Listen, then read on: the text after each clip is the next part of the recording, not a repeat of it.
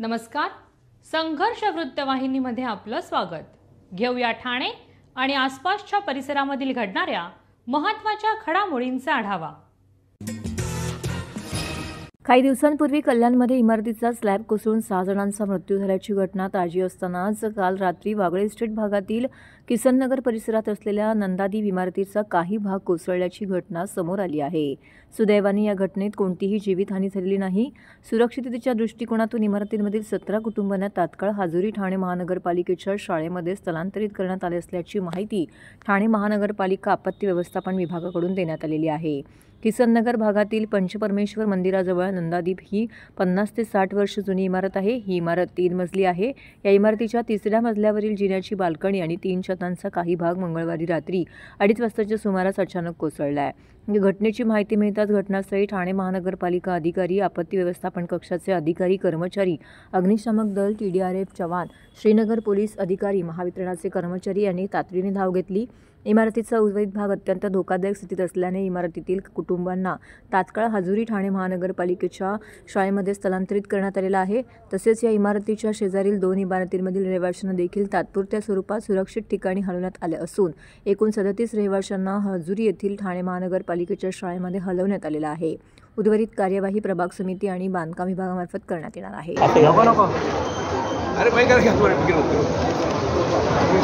अरे भाई करो मागे दीपक थोड़ा मागे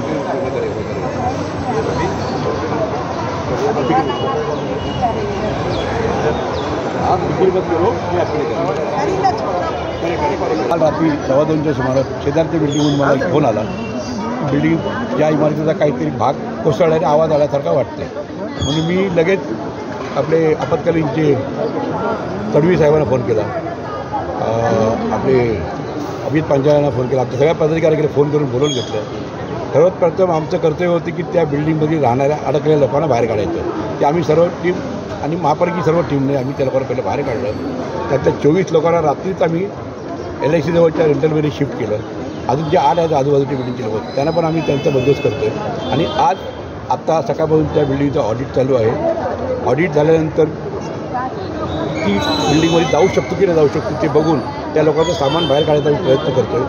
आणि हे आमचं प्राथमिक कर्तव्य आहे. आम्ही काय त्याचे उपकार करत नाही. तर आम्हाला शिंदे साहेबांचे आदेश आहेत, पटेल साहेबांचे आदेश आहेत की एकाही माणसाला त्रास होऊ नये. आम्ही सर्व त्यांच्या पाठीत उभे राहायचं आम्हाला आदेश आले आहेत आणि आम्ही त्यांची उभे राहणारच त्यांच्याबरोबर. जवळजवळ 40 वर्ष जुनी बिल्डिंग होती. ती बिल्डिंगचा भाग कोसळला आहे.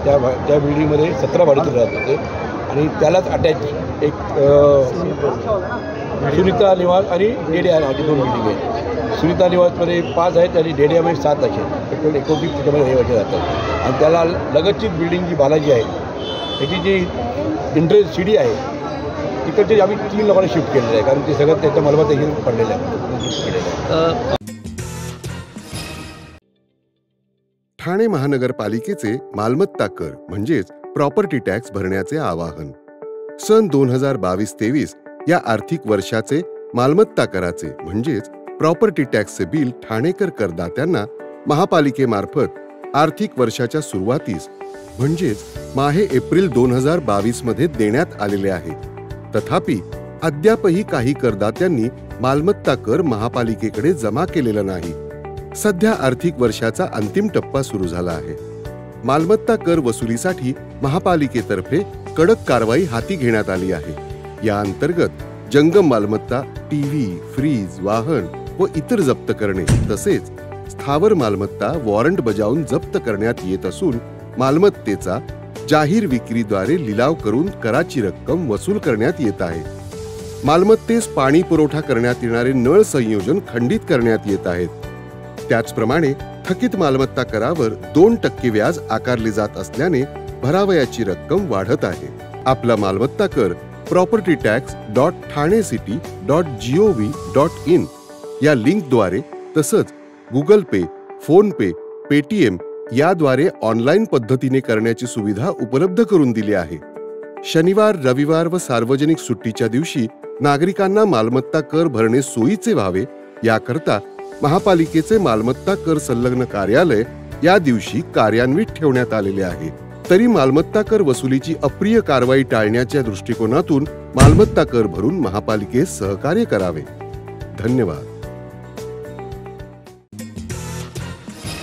नवीन गृहप्रकल्पाबरोबरच पुनर्विकास योजनेत नागरिकांची फसवणूक होण्याचं प्रमाण वाढलं आहे, तर खाजगी प्लेसमेंट सर्व्हिसच्या माध्यमातूनही बेरोजगार तरुणाची फसवणूक होत आहे. जनसेवकाचा जनसंवाद या कार्यक्रमातून आम्ही शेकडो कुटुंबांना न्याय देण्याचा प्रयत्न करत असून मी येत्या पावसाळी अधिवेशनात फसवणूक करणाऱ्या विकासकांना आणि प्लेसमेंट केंद्रांना पायबंद घालण्यासाठी कठोर कायदा करण्याची मागणी करणार असल्याची माहिती आमदार संजय केळकर यांनी दिली आहे. भाजपाच्या खोपट येथील कार्यालयात दर सोमवारी आणि शुक्रवारी आमदार संजय केळकर यांचा जनसेवकाचा जनसंवाद हा लोकांच्या समस्या सोडवणारा कार्यक्रम होत असून केळकर यांनी आर्थिक फसवणूक रोखण्यासाठी आगामी अधिवेशनात वाचा फोडणार असल्याची माहिती दिली आहे. ठाणे शहराला घरासाठी पहिली पसंती मिळत असल्याने ठाण्यात नवीन गृहप्रकल्प आणि पुनर्विकास योजना मोठ्या प्रमाणामध्ये सुरू आहेत. त्याचबरोबर बेरोजगार तरुणांची आर्थिक फसवणूक करणारी खाजगी प्लेसमेंट कार्यालय देखील शहरात मोठ्या प्रमाणामध्ये आहेत. या व्यवसायाला कोणतीही बंधनं नसल्याने कोणीही हा व्यवसाय सुरू करू शकत आहे. नोकरी देण्याच्या आमिषाने आणि घर देण्याच्या बहाण्याने लाखो नागरिकांचे कोट्यावधी रुपये फसवण्याचा प्रकार जो आहे तो या ठिकाणी घडत आहे. याबाबत भाजपच्या युवा मोर्चाने आक्रमक पवित्रा घेतला असून अनेक ठिकाणी धडक देऊन तरुणांना न्याय मिळवून देण्याचा प्रयत्न करणार आहेत. व्यवसायावर कायदेशीर निर्बंध यावेत यासाठी देखील पावसाळी अधिवेशनात कठोर कायद्याची मागणी करणार असल्याचं केळकर यांनी म्हटलं आहे. आता आज पाऊस असून देखील आम्ही इथं येऊन बसलोय आणि सोमवार आणि शुक्रवार नियमाने या ठिकाणी आपण लोकांना भेटीसाठी उपलब्ध राहतो. खूप लोकांचे प्रश्न आहेत आणि व्यक्तिगत प्रश्न देखील प्रचंड आहेत.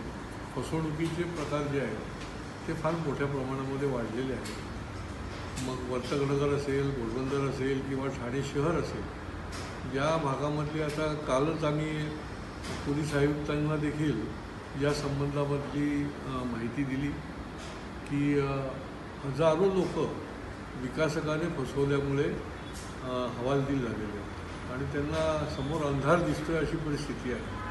10, 15, 20 वर्ष त्यांना नवीन पुनर्विकास झालेला नाही आणि ते बेघर झालेले आहेत. तर याच्यावर या अधिवेशनामध्ये देखील अजून काही कठोर कायदा आणता येईल का, याच्याकरता मी प्रयत्न करणार आहे. ठाणे शहरामध्ये हे प्रकार खूप मोठ्या प्रमाणामध्ये वाढलेले आहेत. कारण की कोणालाही पहिल्यांदा राहायला येत असेल तर फर्स्ट डेस्टिनेशन जे आपण म्हणतो ते ठाणे आहे आणि त्याच्यामुळे या ठिकाणी येतात. आणि दुसरे प्रकार जे आहेत ते माझ्याकडे जे मुलं येतात की त्यांना प्लेसमेंटच्या संबंधामध्ये त्यांच्या फार मोठ्या प्रमाणामध्ये फसवणूक होते. त्यांच्याकडे पैसे घेतले जातात, आश्वासनं दिली जातात आणि अशी शेकडो मुलांकडून घेतल्यामुळे त्यांच्याकडे करोडो रुपये जमतात, पण एकही मुलाला त्या ठिकाणी प्लेसमेंट होत नाही आणि ही फार मोठी जिव्हारी लागणारी गोष्ट आणि संतापजनक आहे. त्याच्यावर देखील आम्ही प्रकाशझोत टाकला. आमच्या युवा मोर्चाच्या कार्यकर्त्यांनी अनेक ठिकाणी धाडी पण टाकल्या, पण त्या संबंधामध्ये देखील पुढच्या काळामध्ये एक विशिष्ट कायदा देखील आणायला लागेल की जेणेकरून अशा प्रकारची फसवाफसवी जी आहे त्याला पायबंद बसेल. आणि त्याच्याकरता आम्ही काही सील पण केली. काही ठिकाणी जाऊन त्या ठिकाणी त्यांना जाब विचारून पैसे परत देखील करायला लावले. अशी शेकडो फसवणूक झालेल्या मुलांना पैसे परत मिळवून देण्याचंही काम जरी आम्ही केलेलं असलं तरी देखील संख्या मोठी आहे. रोज हजारोने मुलं जी आहेत हे प्लेसमेंटच्या नावाखाली त्यांची फसगत होते, फसवणूक होते. आयुक्तांना देखील आम्ही त्या संबंधामध्ये आमच्या युवा मोर्चाच्या तरुणांना घेऊन निवेदन देखील त्यांनी दिलं होतं. पण याच्यासंबंधी काही कठोर कायदा देखील आणण्याची गरज आहे. कारण याच्याकरता कुठलंही रजिस्ट्रेशन लागत नाही, कुठलंही लायसन लागत नाही. कुणी येतं आपलं प्लेसमेंटचं दुकान उघडतं आणि स्टेशनच्या जवळजवळ 9 ते 10 इमारतीमध्ये हा आटभट्ट्याचा धंदा चालत असतो आणि तो समूळपणे उखडल्याशिवाय आम्ही स्वस्थ बसणार नाही. राज्यातील मान्सूनच्या आगमनाच्या पार्श्वभूमीवरती हवामान खात्याने ठाणे जिल्ह्यासाठी मुसळधार पावसाचा इशारा दिला आहे. नागरिकांची सुरक्षा सगळ्यात महत्त्वाची असून त्यासाठी सर्व यंत्रणा सतर्क आहेत, असं प्रतिपादन उपमुख्यमंत्री एकनाथ शिंदे यांनी ठाणे महानगरपालिकेच्या आपत्ती व्यवस्थापन कक्षाला भेट दिल्यावरती केलं आहे. 0 जीवितहानी हे आपलं लक्ष्य आहे. त्यामुळे कोणतीही परिस्थिती उद्भवली, तक्रार आली तर कमीत कमी वेळेत प्रतिसाद देऊन यंत्रणांनी मदतीसाठी तत्पर असावे, असे निर्देशही उपमुख्यमंत्री शिंदे यांनी दिले आहेत. गेल्या काही वर्षाच्या अनुभवावरून ठाणे महानगरपालिकेने पावसाळ्यातील स्थितीचा चांगल्या पद्धतीने सामना केला आहे, असंही ते म्हणाले. ठाणे महानगरपालिकेचा आपत्ती व्यवस्थापन कक्ष 24 तास कार्यरत आहे. त्यासाठी वरिष्ठ अधिकाऱ्यांची 2 सत्रांमध्ये नियुक्ती करण्यात आलेली आहे. प्रभाग समिती स्तरावरही कार्यपद्धती तयार करण्यात आलेली आहे. तेथे मनुष्यबळ, वाहन, JCBची उपलब्धता आहे. साचलेल्या पाण्याचा निचरा करण्यासाठी 38 ठिकाणी उच्च क्षमतेचे 66 पंप बसवण्यात आलेले आहेत. आत्तापर्यंत एकूण 135 मिलीमीटर पाऊस झाला आहे, पण पाणी साठण्याच्या तक्रारी आलेल्या नाहीत. जिथे थोडेफार पाणी होते तिथे पंपाच्या मदतीने काढण्यात आले आहेत, असंही उपमुख्यमंत्री शिंदे म्हणाले. ठाणे महानगरपालिका क्षेत्रात 6 ठिकाणी पर्जन्यमापक, 6 नाल्यांवरती फ्लड सेन्सर कार्यरत आहे. 43 संभाव्य ठिकाणी पाऊस पडत असताना कर्मचारी तैनात करण्यात आलेले आहेत. तर 29 जवानांचे TDRF पथकही तैनात असल्याचं उपमुख्यमंत्री शिंदे यांनी स्पष्ट केलं आहे. C1 गटातील अतिधोकादायक 90 इमारतींपैकी 42 इमारती रिकाम्या केल्या आहेत. 6 इमारतींमधून रहिवाशांना इतरत्र हलवण्यात आलेले आहे. तर एकूण 197 कुटुंबियांना स्थलांतरित करण्याचं काम सुरू आहे, असं देखील त्यांनी म्हटलं आहे. हे पंप लागले, हे जनरेटर आहे. चिखलवाडी का? अच्छा, म्हणजे त्याने खालून पाणी जनरेटरने पाईप टाकला खाली बघा, नाला मोठा पंप आहे. हे पण तयारीमध्ये आहे. आता माहिती तुमच्या समोरच घेतली मी आणि तिथं पाहिलं पण, म्हणजे फोन हॉटलाईन कुठून कुठे किती फोन आहेत ते, म्हणजे फोन बिझी लागू नये पण खूप नंबर दिलेले आहेत. हंटिंग लाईन्स आहेत आणि CC कॅमेऱ्याचे देखील तिथं अरेंजमेंट केलेली आहे की आपण जवळपास 52 लो लाईन एरिया आयडेंटिफाय केलेत आणि तिथं या ठिकाणी या आपत्ती जो कक्ष आहे आपला नियंत्रण कक्ष 24/7 इथं आहे आणि 3 सत्रामध्ये वरिष्ठ अधिकारी इथं असतात. त्याचबरोबर प्रभाग समिती स्तरावर पण आपण सगळे JCB मशीन आणि एक अधिकारी ठेवलेले आहेत. म्हणजे इमर्जन्सी ताबडतोब तिथं त्यांना आपल्याला मदत करता येईल. त्याचबरोबर 38 ठिकाणी 66 पंप जे आहेत, जे लो लाईन एरिया तिथं पाणी साचतं, 66 पंप देखील त्या ठिकाणी लावलेत. विशेष म्हणजे नाल्यावर सेन्सर लावलेले 8 ठिकाणी, म्हणजे जसं पाणी वाढेल तसं त्याने इथं कंट्रोल रूम मध्ये अलर्ट मिळेल आणि तिथल्या लोकांनाही देखील ते अलर्ट करू शकतात की पाणी वाढतंय आणि त्याप्रमाणे त्यांना सुरक्षित स्थळी आपल्याला हलवता येईल.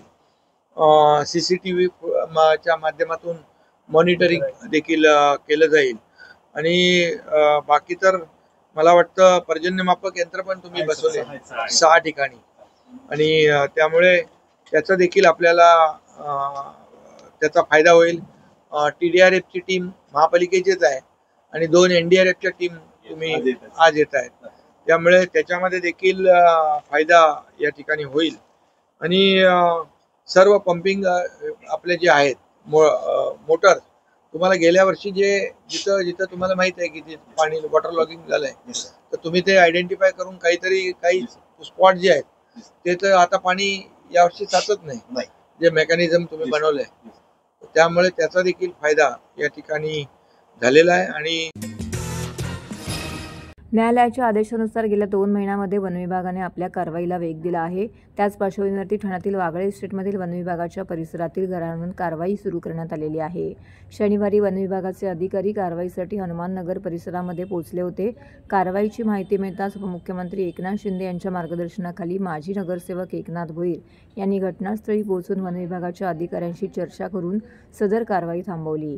त्यानंतर सोमवारी वनविभागाचे पथक कारवाई करण्यासाठी इंदिरानगर ते कामगार नाक्यापर्यंत पोहोचले. नागरिकांची समस्या पाहून पुन्हा एकदा माजी नगरसेवक एकनाथ भोईर यांना माहिती मिळताच ते घटनास्थळी पोहोचले आणि अधिकाऱ्यांशी चर्चा केली. ते म्हणाले की आम्ही येथील लोकांच्या घरावरती आणि दुकानांवरती कोणतीही कारवाई होऊ देणार नाही, कारण हे लोक 1984 पासून येथे राहत आहेत आणि त्यांना वाचवणे हे आपलं कर्तव्य आहे. त्यांच्यासाठी आम्हाला जे काही करावे लागेल ते आम्ही करू. आम्ही न्यायालयात जाऊ, न्याय मागू. जोपर्यंत न्यायालयाकडून काही निर्णय येत नाही तोपर्यंत आम्ही कोणतीही कारवाई होऊ देणार नाही.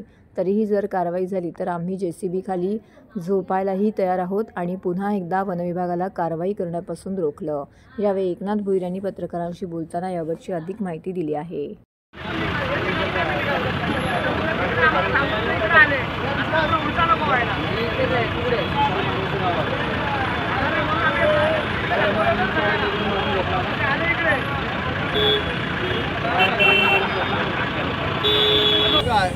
पाहता मान्सून सुरू झालेला आहे. अगदी आपल्या यंत्रणेने सुद्धा सांगितलं मान्सून महाराष्ट्रात आलेला आहे आणि अशा मान्सूनमध्ये ॲक्च्युली कारवाई करणं हा उचितच नाही आहे. अगदी त्यांनी न्यायालयाचं त्यांचं म्हणणं आहे का न्यायालयाचा आदेश आहे, आम्ही न्यायालयाचा नक्कीच आदर करणारे लोक आहेत.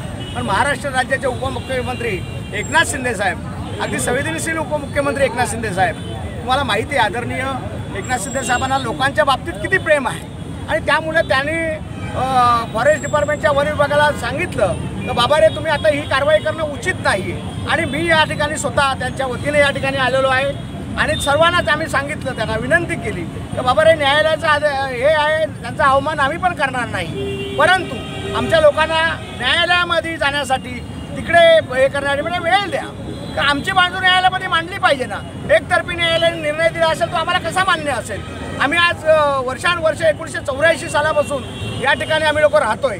आमचे हे लोक जरी व्यापारी आपण त्यांना म्हणतात का व्यापाऱ्यांवर सांगितलं, अरे पण ते व्यापारी नाही आहे, छोटे मोठे उद्योजक आहेत. ते त्यांचं उदाहरणीय करण्यासाठी छोटे मोठे उद्योग करतात. पण ते मुळात ते रहिवासी आहेत इथले, ते काय बाहेरनं आलेले व्यापारी म्हणून नव्हे.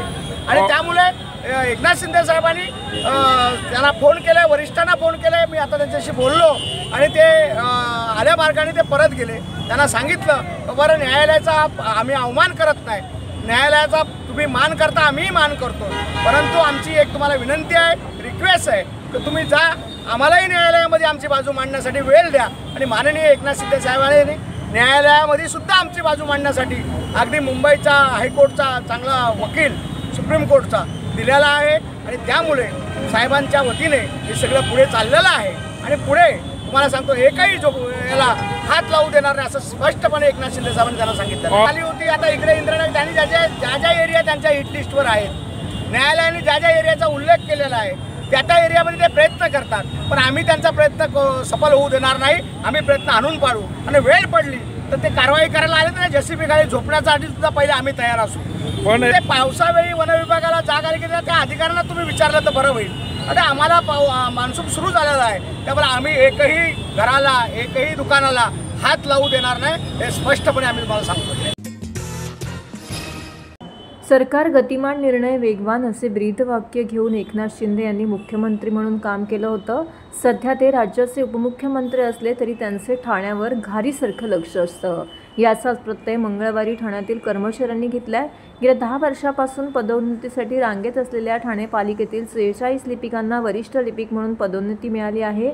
उपमुख्यमंत्री एकनाथ शिंदे, माजी महापौर अशोक वैती, ठाणे लोकसभा संपर्क प्रमुख मनोज शिंदे यांच्या प्रयत्नांनी ही पदोन्नती मिळाल्याची भावना कर्मचाऱ्यांनी व्यक्त केली आहे.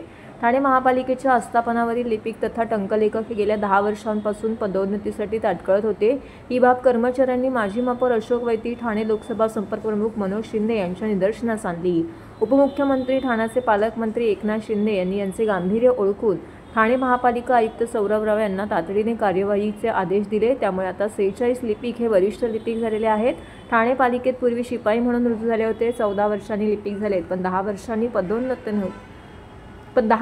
पदोन्नती नव्हती. पण आता लिपिकही वरिष्ठ लिपिक झाले, त्याचा आनंद वेगळाच आहे.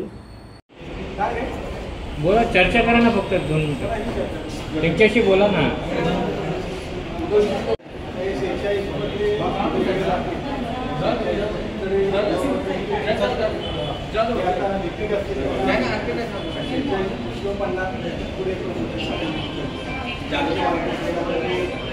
लिपिक गेले अनेक वर्षापासून त्यांची प्रमोशनचा विषय बाकी होता. ह्या संदर्भात सन्माननीय आपले मुख्यमंत्री एकनाथ शिंदे साहेब यांनी आयुक्तांशी बोलणं केलेलं आहे. त्यानंतर आयुक्तांनी तशा प्रकारचे आदेश दिलेले आहेत की ज्यांचं प्रमोशन गेल्या अनेक वर्षापासून थांबलेलं आहे त्यांना प्रमोशन देण्यात यावं. आणि आज आपण पाहिलं असेल की सर्व भगिनी या ठिकाणी महापालिकेतल्या त्यांच्या चेहऱ्यावर एक आनंद दिसतोय की 10 वर्षानंतर त्यांचं हे लिपिकवरून अवर्ग लिपिक झालेले आहेत. आता उद्या बहुतेक अवर्ग लिपिक आहेत त्याचे उपखाते प्रमुखांची ऑर्डर उद्या देखील निघणार आहे, त्यांचे देखील काम होणार आहे. ह्या ठिकाणी मनोज शिंदे साहेब, संगारे मॅडम आहेत.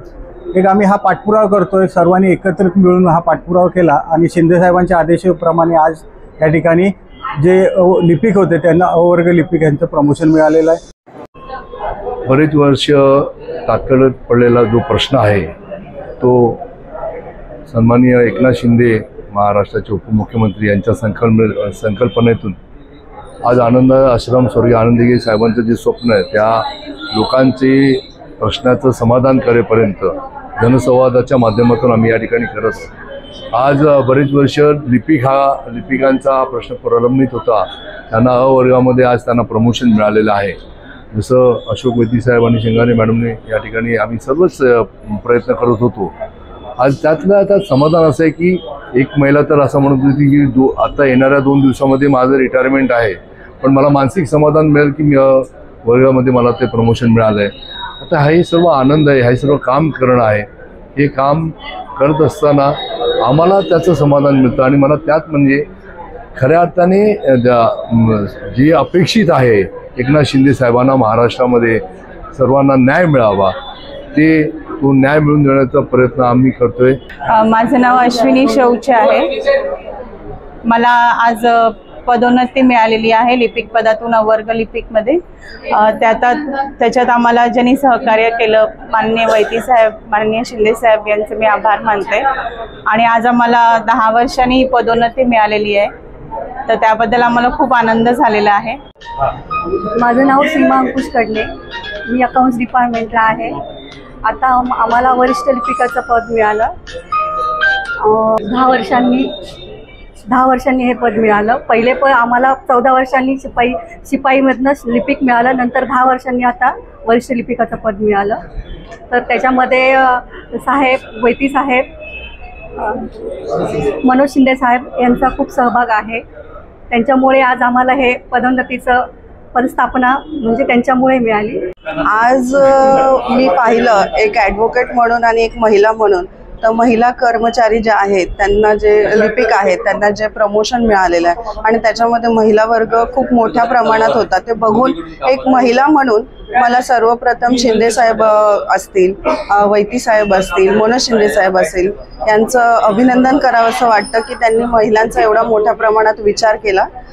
त्यामुळे खूप बरं वाटतंय। धन्यवाद।